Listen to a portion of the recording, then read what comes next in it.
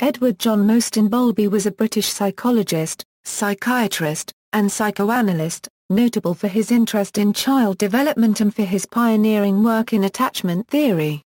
A review of General Psychology survey, published in 2002, ranked Bowlby as the 49th most cited psychologist of the 20th century. Family background: Bowlby was born in London with upper-middle-income family. He was the fourth of 6 children and was brought up by a nanny in the British fashion of his class at the time. The Bowlby family hired one nanny who was in charge of raising the children in a separate nursery in the house. Nanny friend took care of the infants and generally had 2 other nursemaids to help her raise the children. As a result, Bowlby was raised primarily by nursemaid Minnie, who acted as a mother figure to him and his siblings. His father, Sir Anthony Alfred Bowlby, was surgeon to the King's household, with a tragic history. At age 5, Sir Anthony's father, Thomas William Bowlby, was killed while serving as a war correspondent in the Second Opium War. Bowlby, a unregistered trademark's parents met at a party in 1897 through a mutual friend. About 1 year after meeting, Mary and Anthony decided to get married in 1898. The start of their marriage was said to be difficult due to conflict with Anthony, a unregistered trademark's sister, and physical separation between Mary and Anthony. In order to resolve this prolonged separation, Mary decided to visit her husband for 6 months while leaving her firstborn daughter Winnie in the care of her nanny. This separation between Mary and her children was a theme found in all 6 of her children, unregistered trademark's lives, as they were primarily raised by the nanny and nursemaids. Normally, Bowlby saw his mother only 1 hour a day after tea time, though during the summer she was more available. Like many other mothers of her social class, she considered that parental attention and affection would lead to dangerous spoiling of the children. Bowlby was lucky in that the nanny in his family was present throughout his childhood. When Bowlby was almost 4 years old, his beloved nursemaid Minnie, who was actually his primary caretaker in his early years, left the family. Later, he was to describe this as tragic as the loss of a mother. Bowlby was extremely affected by the loss of his nursemaid Minnie, as she acted as his mother substitute in a warm and nurturing way like a mother should. When nursemaid Minnie left the family, Bowlby and his siblings were under the primary care of nanny friend, who was less than nurturing with Bowlby and his siblings due to her cold and sarcastic nature. This early loss of Bowlby's mother figure fuels his interest later in life around what is now known as attachment theory. During the First World War, Bowlby, a unregistered trademark's father, left to go serve the king in the war. His father came home once or twice a year and had little contact with him and his siblings. Bowlby, a unregistered trademark's mother, received several letters while Anthony was serving in the war. However, she did not share any of the letters with her children, and because of that, Bowlby had no contact with his father. This was also another impactful event in Bowlby, a unregistered trademark's childhood that could have potentially influenced his key research focus on separation. At the age of 10, he was sent off to boarding school, as was common for boys of his social status. Bowlby, a unregistered trademark's parents decided to send both him and his older brother Tony off to the preparatory boarding school in order to protect them from the bombing attacks due to the ongoing war. In his 1973 work Separation, Anxiety and Anger, he revealed that he regarded it as a terrible time for him. He later said, "I wouldn't send a dog away to boarding school at age 7. However, earlier Bowlby had considered boarding schools appropriate for children aged 8 and older. In 1951 he wrote, "If the child is maladjusted, it may be useful for him to be away for part of the year from the tensions which produced his difficulties, and if the home is bad in other ways the same is true.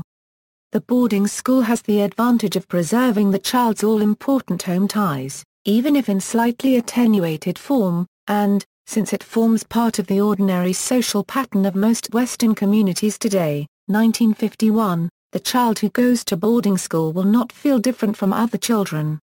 Moreover, by relieving the parents of the children for part of the year, it will be possible for some of them to develop more favorable attitudes toward their children during the remainder.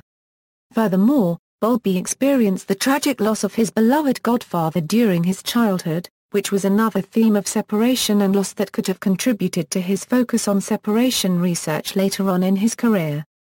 He married Ursula Langstaff, the daughter of a surgeon, on April 16, 1938, and they had 4 children, including Sir Richard Bowlby, who succeeded his uncle as 3rd Baronet. Bowlby died at his summer home on the Isle of Skye, Scotland. Among his living relatives is the contemporary British journalist Chris Bowlby. Career. In an interview with Dr. Milton Steen in 1977, Bowlby explained that his career started off in the medical direction as he was following in his surgeon for their unregistered trademark's footsteps. His father was a well-known surgeon in London, and Bowlby explained that he was encouraged by his father to study medicine at Cambridge. Therefore, he followed his for their unregistered trademark's suggestion, but was not fully interested in anatomy and natural sciences that he was reading about. However, during his time at Trinity College, he became particularly interested in developmental psychology, which led him to give up medicine by his 3rd year. When Bowlby gave up medicine, he took a teaching opportunity at a school called Priory Gates for 6 months where he worked with maladjusted children. Bowlby explained that one of the reasons why he went to work at Priory Gates was because of an intelligent staff member, John Alford. Bowlby explained that the experience at Priory Gates was extremely influential on him. It suited me very well because I found it interesting.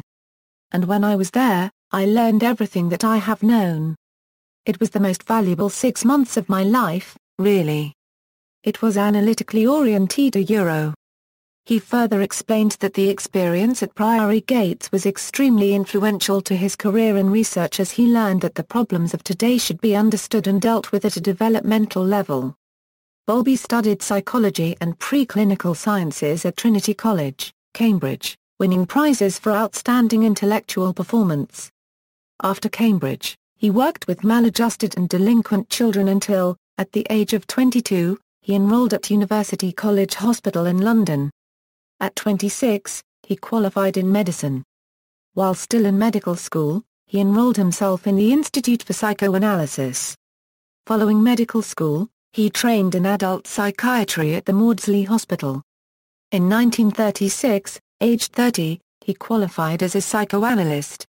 During the first 6 months of World War II, Bowlby worked at a clinic in Canonbury in the child psychiatry unit.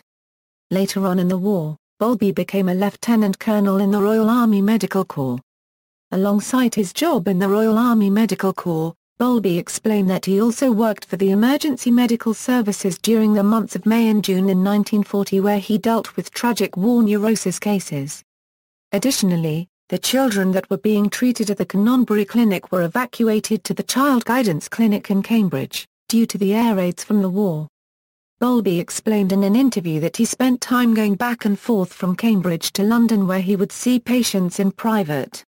From this experience, Bowlby was able to work with several children at Cambridge that were evacuated from London and separated from their families and nannies. This actually extended his research interested on separation that he was focused on pre-war. During the first winter of World War II, Bowlby began working on his first published work, OE44 Juvenile Thai. Although he began working on this book at the beginning of the Second World War, it was not published until 1944, close to when the war was finishing.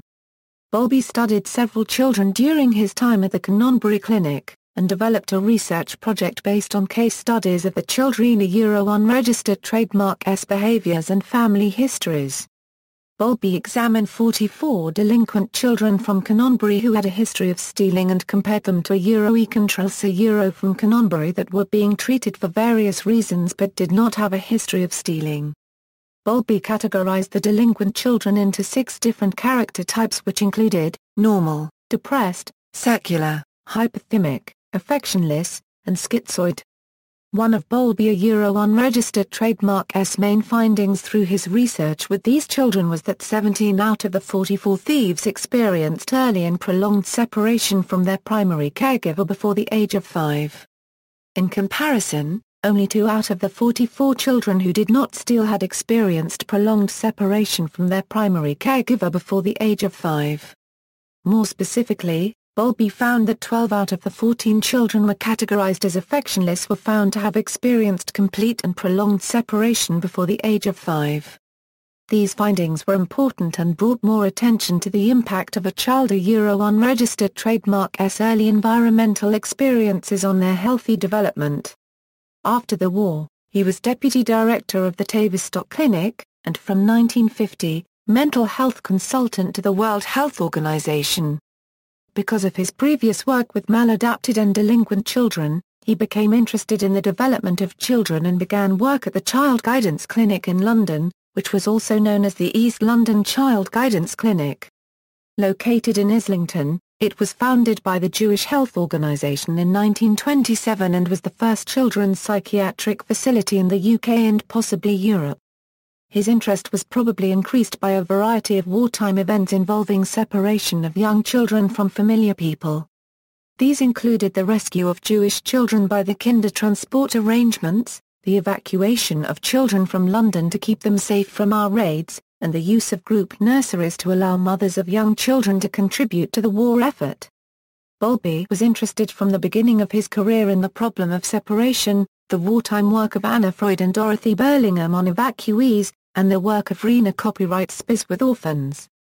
By the late 1950s, he had accumulated a body of observational and theoretical work to indicate the fundamental importance for human development of attachment from birth. Bowlby was interested in finding out the patterns of family interaction involved in both healthy and pathological development. He focused on how attachment difficulties were transmitted from one generation to the next. In his development of attachment theory, he proposed the idea that attachment behavior was an evolutionary survival strategy for protecting the infant from predators. Mary Ainsworth, a student of Bowlby's, further extended and tested his ideas. She played the primary role in suggesting that several attachment styles existed. The 6 most important experiences for Bowlby's future work and the development of attachment theory were: Bowlby unregistered trademark's teaching experience at Priory Gate School where he worked with maladapted and delinquent children. His opportunity to work with children who were evacuated from their families due to the war, leading to his work on the 44 juvenile thieves.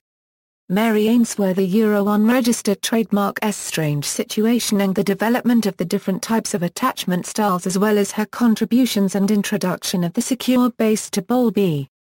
James Robertson in making the documentary film A 2-Year-Old Goes to the Hospital, which was one of the films about young children in brief separation.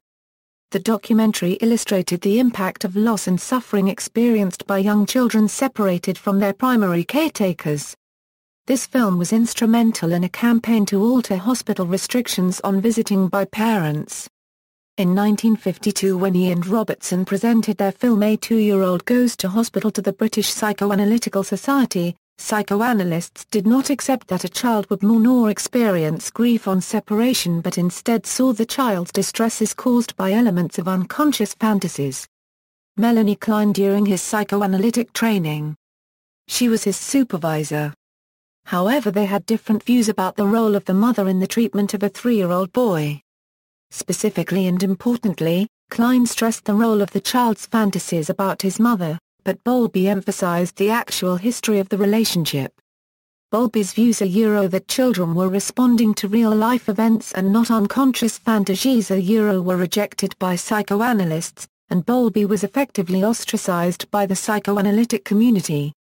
He later expressed the view that his interest in real-life experiences and situations was alien to the Kleinian outlook. Furthermore, Bowlby explained in an interview with Milton Steen in 1977 that the psychoanalytic community did not accept his developmental theories as they were completely different from the unconscious fantasy theories surrounding psychoanalysis during that time.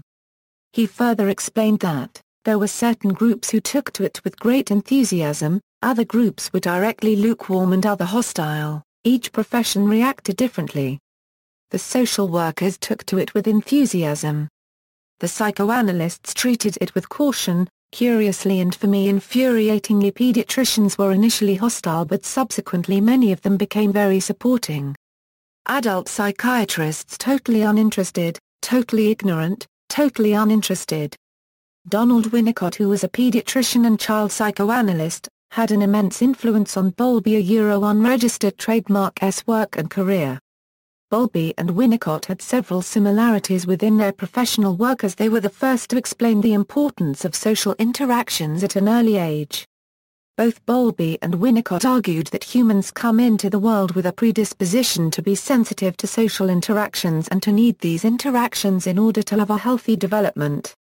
However, although Bowlby and Winnicott, the unregistered trademark's ideas were similar, they took vastly different approaches when dealing with their research. For example, Bowlby was interested in how a child unregistered trademark's environment is internalized and affects the child unregistered trademark's development, while Winnicott was more interested in a way the inner world engages with and thereby is affected by external events. Despite their differences in approaching their research interests, Bowlby explained in an interview that his research for the World Health Organization influenced policies regarding childcare. However, none of this would have been possible without the help of Winnicott. Winnicott worked more at a clinical level than Bowlby, which influenced several social workers as he spent his career working to change policies. Bowlby explained that Winnicott is one of the more important individuals who was able to push Bowlby, a unregistered trademark's work to change policies. Maternal deprivation. In 1949, Bowlby's earlier work on delinquent and affectionless children and the effects of hospitalized and institutionalized care led to his being commissioned to write the World Health Organization's report on the mental health of homeless children in post-war Europe. The result was Maternal Care and Mental Health, published in 1951. Bowlby drew together such limited empirical evidence as existed at the time from across Europe and the USA. His main conclusions, that a infant and young child should experience a warm, intimate, and continuous relationship with his mother in which both find satisfaction and enjoyment, and that not to do so may have significant and irreversible mental health consequences, were both controversial and influential. The 1951 WHO publication was highly influential in causing widespread changes in the practices and prevalence of institutional care for infants and children, and in changing practices relating to the visiting of infants and small children in hospitals by parents. The theoretical basis was controversial in many ways. He broke with psychoanalytic theories which saw infants' internal life as being determined by fantasy rather than real-life events. Some critics profoundly disagreed with the necessity for maternal love to function normally, or that the formation of an ongoing relationship with a child was an important part of parenting. Others questioned the extent to which his hypothesis was supported by the evidence. There was criticism of the confusion of the effects of privation and deprivation, and in particular, a failure to distinguish between the effects of the lack of a primary attachment figure and the other forms of deprivation and understimulation that may affect children in institutions. The monograph was also used for political purposes to claim any separation from the mother was deleterious to discourage women from working and leaving their children in daycare by governments concerned about maximizing employment for returned and returning servicemen. In 1962, WHO published Deprivation of Maternal Care, a reassessment of its effects, to which Mary Ainsworth, Bowlby's close colleague, contributed with his approval, to present the recent research and developments and to address misapprehensions. This publication also attempted to address the previous lack of evidence on the effects of paternal deprivation. According to Rutter, the importance of Bowlby's initial writings on maternal deprivation lay in his emphasis that children's experiences of interpersonal relationships were crucial to their psychological development. Development of attachment theory. In his 1988 work A Secure Base, Bowlby explained that the data were not, at the time of the publication of Maternal Care and Mental Health, accommodated by any theory then current, and in the brief time of my employment by the World Health Organization there was no possibility of developing a new one. He then went on to describe the subsequent development of attachment theory. Because he was dissatisfied with traditional theories, Bowlby sought new understanding from such fields as evolutionary biology, ethology, developmental psychology, cognitive science and control systems theory, and drew upon them to formulate the innovative proposition that the mechanisms underlying an infant's tie emerged as a result of evolutionary pressure.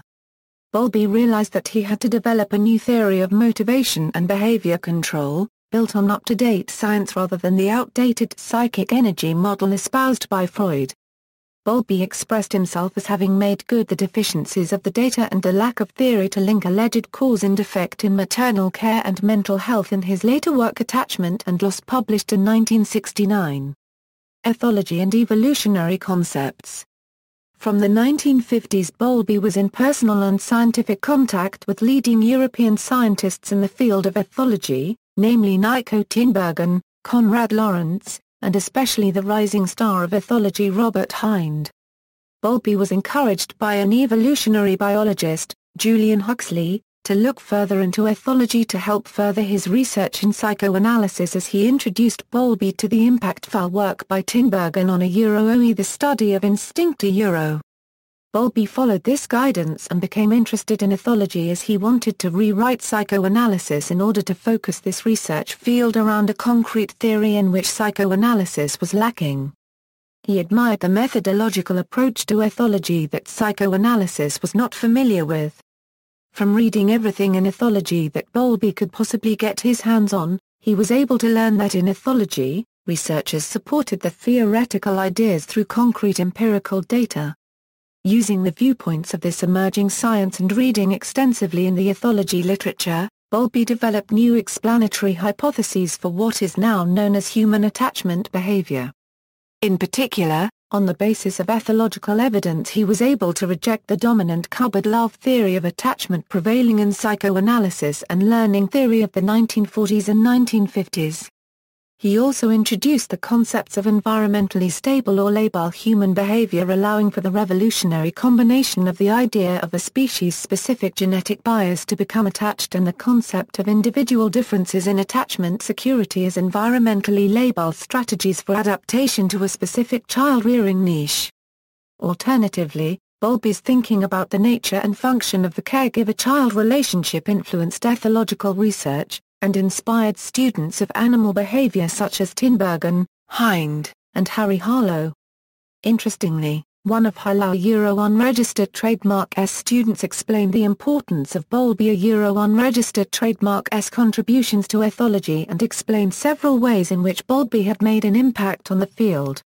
Suomi explained that Bowlby brought attachment research into animal research, specifically with rhesus monkeys and various other species of monkeys and apes. Another contribution according to Suomi was that Bowlby influenced animal researchers to examine separation in animals.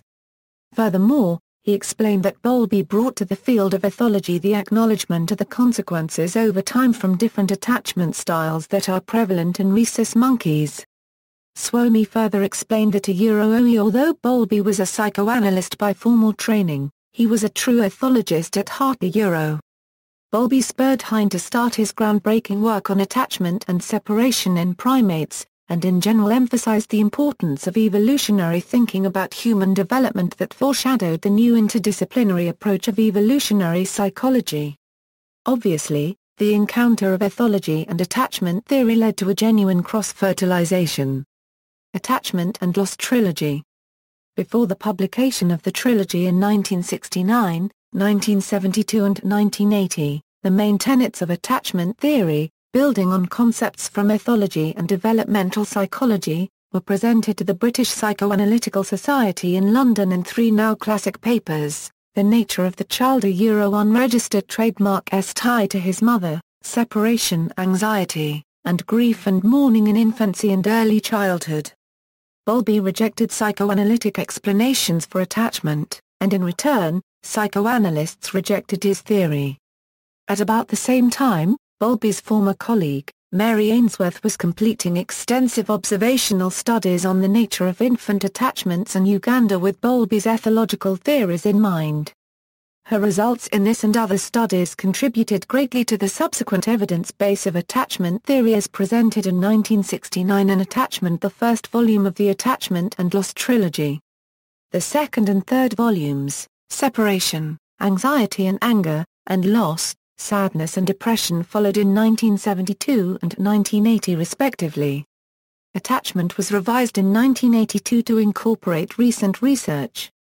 According to attachment theory, Attachment in infants is primarily a process of proximity seeking to an identified attachment figure in situations of perceived distress or alarm for the purpose of survival. Infants become attached to adults who are sensitive and responsive in social interactions with the infant, and who remain as consistent caregivers for some months during the period from about 6 months to 2 years of age. Parental responses lead to the development of patterns of attachment which in turn lead to internal working models which will guide the individual's feelings, thoughts, and expectations in later relationships. More specifically, Bowlby explained in his 3-volume series on attachment that all humans develop an internal working model of the self and an internal working model of others. The self-model and other model are built off of early experiences with their primary caregiver and shape an individual unregistered trademark's expectation on future interactions with others and interactions within interpersonal relationships. The self-model will determine how the individual sees themselves, which will impact their self-confidence, self-esteem, and dependency. The other model will determine how an individual sees others, which will impact their avoidance or approach orientation, loneliness, isolation, and social interactions. In Bowlby's approach, the human infant is considered to have a need for a secure relationship with adult caregivers, without which normal social and emotional development will not occur.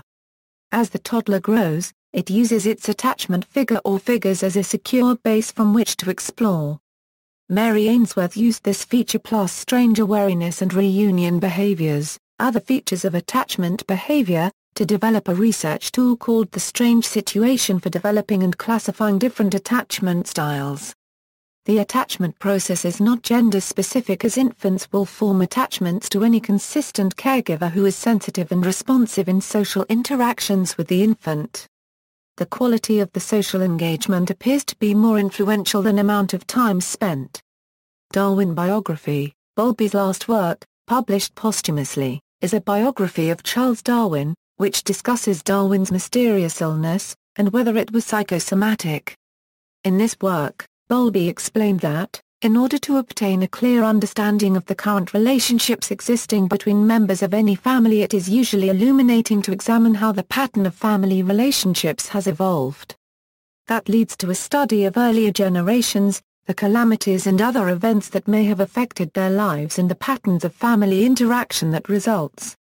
In the case of the family in which Darwin grew up, I believe that such study to be amply rewarding. For that reason alone it would be necessary to start with his grandfather's unregistered trademark generation. This quote is important as it demonstrates Bowlby unregistered trademark's entire career focusing on a child unregistered trademark's early environmental experiences.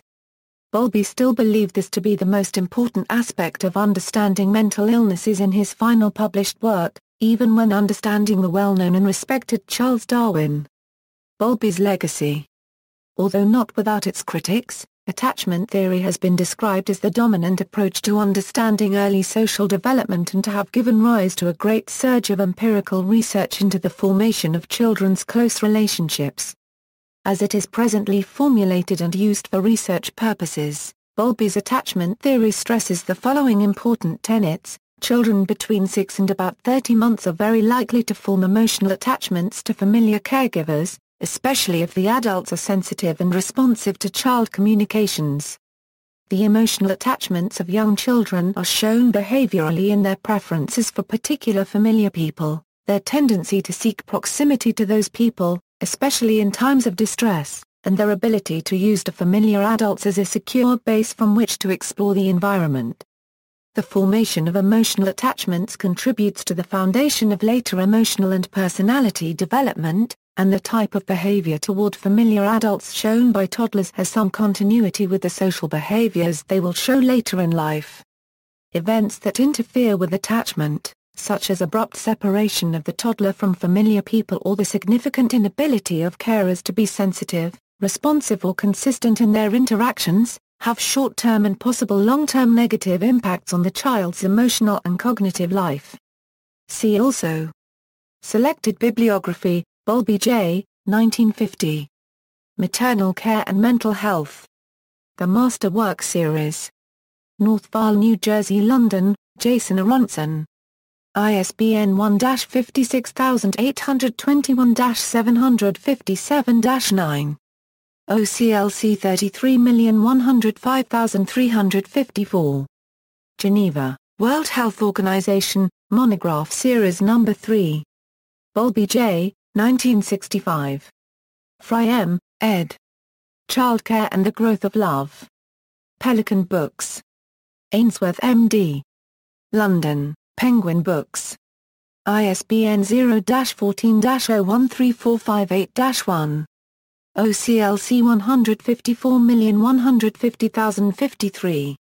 Retrieved February 17, 2014. Bowlby J., 1969. Attachment. Attachment and Loss. New York, Basic Books. ISBN 0-465-00543-8. LCCN 002668779. OCLC 11442968. NLM 8412414. Bowlby J. Separation, Anxiety and Anger. Attachment and Loss. London, Hogarth Press. ISBN 0-7126-6621-4. OCLC 8353942. Bowlby J. Loss, Sadness and Depression. Attachment and Loss. London, Hogarth Press. ISBN 0-465-04238-4. OCLC 59246032. Bowlby J. A Secure Base, Parent-Child Attachment and Healthy Human Development. Tavistock Professional Book. London, Routledge. ISBN 0-422-62230-3. OCLC 42913724. Bowlby J. Charles Darwin, A New Life. New York, Norton. ISBN 978-0-393-30930-0. Bretherton I. The Origins of Attachment Theory, John Bowlby and Mary Ainsworth. Developmental Psychology 28, 759 €775 doi, 10.1037/0012-1649.28.5.759. OCLC 1566542. Holmes J. John Bowlby and Attachment Theory. Makers of Modern Psychotherapy. London. New York, Routledge. ISBN 0-415-07730-3. OCLC 27266442. Bandigen S. John Bowlby, His Early Life, A Biographical Journey into the Roots of Attachment Theory. London. New York, Free Association Books. ISBN 1-85343-393-4. OCLC 39982501. Bandigen S. Bandevir R. Banazendun M.H. Coopers H.J. Bowlby before Bowlby, The Sources of an Intellectual Departure in Psychoanalysis and Psychology. Journal of the History of the Behavioral Sciences 34, 247 €269 doi, 10.1002/SICI, 1520-6696, 199,822, 34, 33.0 co. 2n. Retrieved September 1, 2007. Mayhew B. Between Love and Aggression, The Politics of John Bowlby. History of the Human Sciences 19, 19 €35 doi, 10.1177/0952695106069666. Bander Horse FCP. Bandevir R. Banazendun M.H. John Bowlby and Pathology, An Annotated Interview with Robert Hind. Attachment and Human Development 9, 321 €335 doi, 10.1080/14616730601149809. PMID 17852051. Retrieved November 30, 2007. Van der Horst FCP. Leroy H.A. Van der Vera When Strangers Meet John Bowlby and Harry Harlow on Attachment Behavior.